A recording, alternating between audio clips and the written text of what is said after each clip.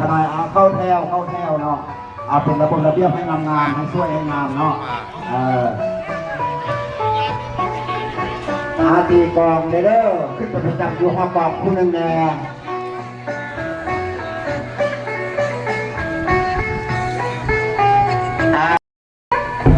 บ้านเดี๋ยวนี้ก็ได้เวลาบ้านเวลานั้นก็ได้เวลาผู้ชายก็ได้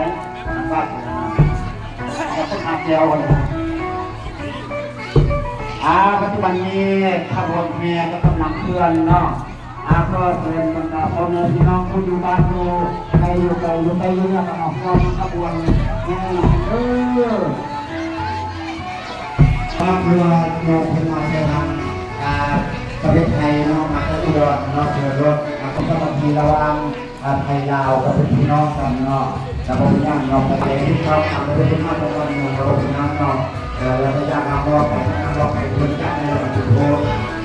เป็นวันที่ต้นมาเราเราเป็นที่ความสบายเราเนี่ยถามว่าในขบวนนี้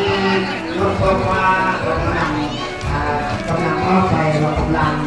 เป็นขบวนว่าไปเป็นขบวนงานตีไปเรื่อยๆกองตีไปเรื่อยๆจนเป็นเสาเนี่ย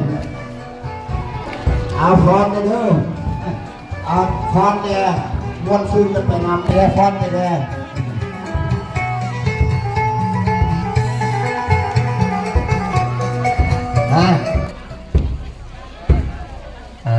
สูตรไปเด้อ3 รอบนะโม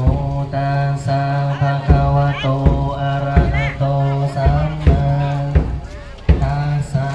นะโมตัสสะภะคะวะโตอะระหะโตสัมมาตัสสะนะโมตัสสะภะคะวะโตอะระหะโตสัมมาตัสสะอิติปิโสภะคะวะวิโตอะโนตโรปุริตาธรรมตาลานิสัทธาเทวมนุสานิโกอาคานิโกเอหิปัส